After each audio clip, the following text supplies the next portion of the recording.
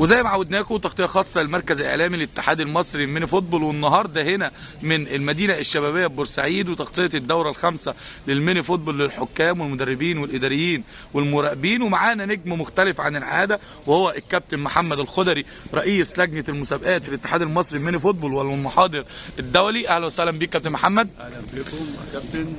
كنا عايزين النهارده انطباعك ايه عن المدينه الشبابيه ببورسعيد، ويمكن دي يمكن الدوره الخامسه، انطباعك ايه عن المدينه الشبابيه ببورسعيد؟ يعني المدينه الشبابيه اصلا من انجح الاماكن تتعمل فيها في الجمهوريه دورات. تمام. دي يعني انا اصلا ابني هنا، ابن بورسعيد. المدينه الشبابيه دي من المدن اللي اتبنت على ايديا. تمام.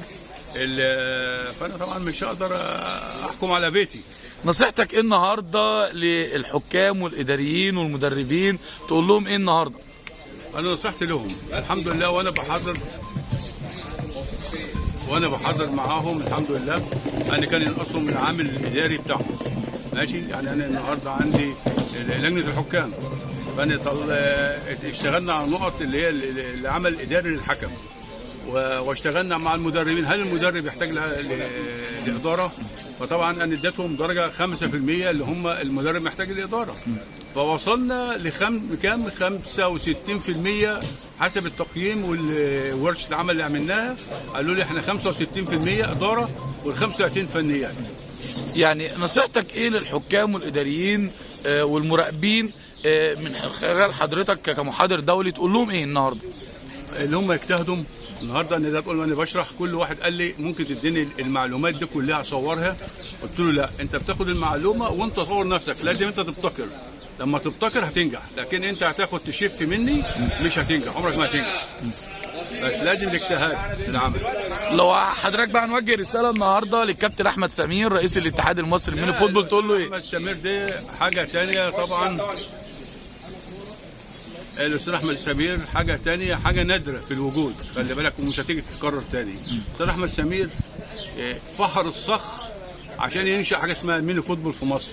فتح يعني عمل مستحيل اللي هو ما يتعملش عشان نوصل لكاس الامم الافريقيه وناخده. عمل مستحيل اللي هو زار 27 محافظه، اللي هو يخلي عندي 27 منطقه في الميني فوتبول. عمل مستحيل اللي هو لم يتكرر لا في الكوره ولا في اي مجال، لكن انت اللي هو عمله. وصلنا لكاس العالم واحنا الاول على افريقيا. وصلنا لكاس الشباب المركز الرابع. وصلنا للمركز الكره النسائيه المركز الرابع. اللي هو بيتفكر فيه دلوقتي مش هيتم تاني، ومش حدش هيقدر يعمله. لدرجه ان هو اخذ احسن رئيس قاره افريقيه، احسن رئيس بتاع اللي هو اتحاد على مستوى افريقيا، واخذ احسن رئيس على مستوى العالم. الحمد لله.